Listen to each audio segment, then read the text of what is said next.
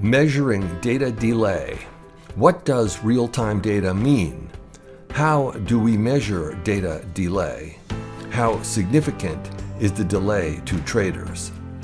Hi, this is Bill Brower for Inside Edge Systems. The exchange timestamps every trade and sends them to TradeStation.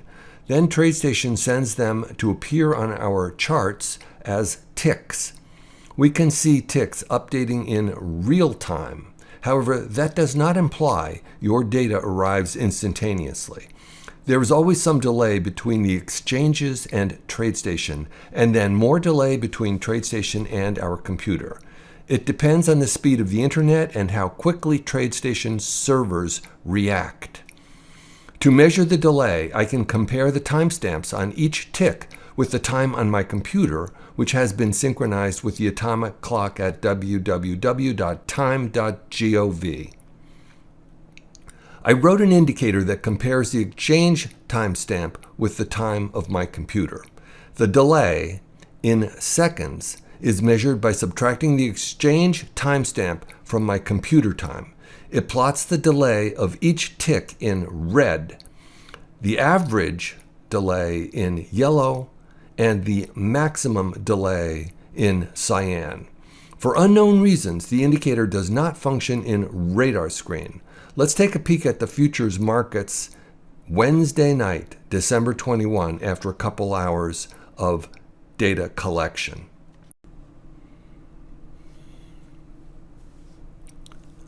The first chart we'll look at is the E-micro S&P 500 with an average delay of 2.17 seconds per tick and 26 seconds for the worst delay.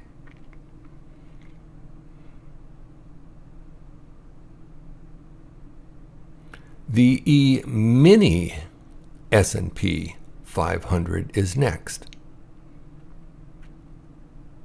It shows an average delay of 2.46 seconds with a worst tick delay of 32 seconds.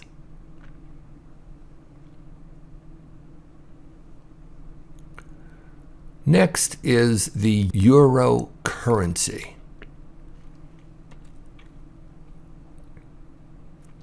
It has an average delay of 13.17 seconds with a worst tick delay of 160 seconds.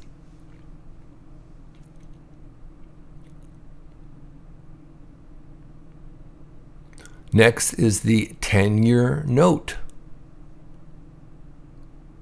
These are all futures instruments with a 14.76 average and a worst delay of 222 seconds.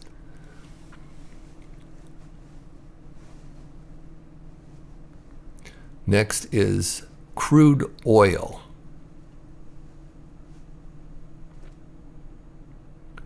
This has an average delay of 3.59 seconds with a worst tick of 101 second delay.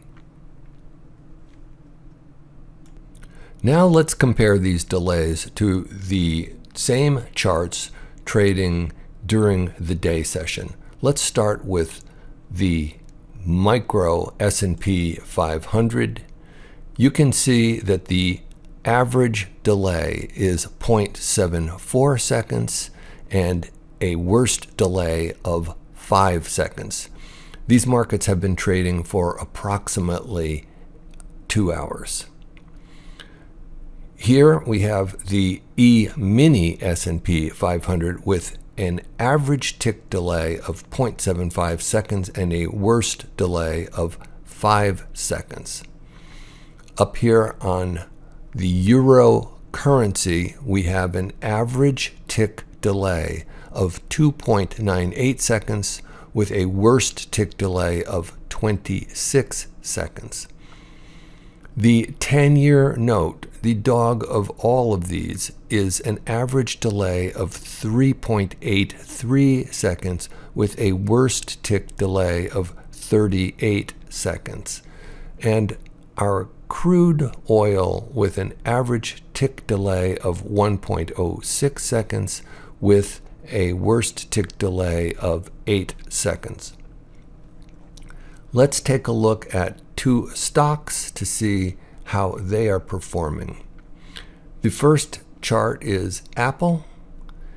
That has an average tick delay of 0.73 seconds with a worst tick delay of 4 seconds.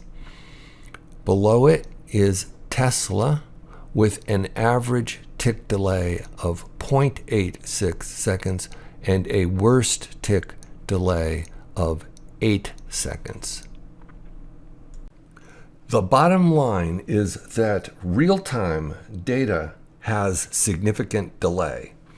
Trades placed on price movement on our screen could have allowed price to move significantly from where we think we should have been filled based on our real-time data.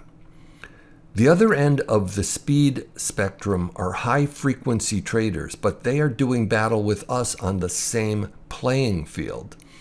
Search Nanek's high-frequency trading model in YouTube from 8 years ago, with over 100,000 bids, offers, and trades transacting in less than half a second.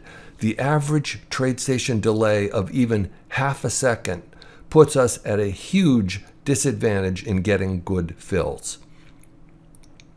There are a few takeaways. First, limit orders are not a good idea. They absolutely guarantee catching every losing trade, while giving you only a marginal chance of getting filled on winning trades. Second, avoid competing with a high-frequency gang. This means avoid scalping type strategies.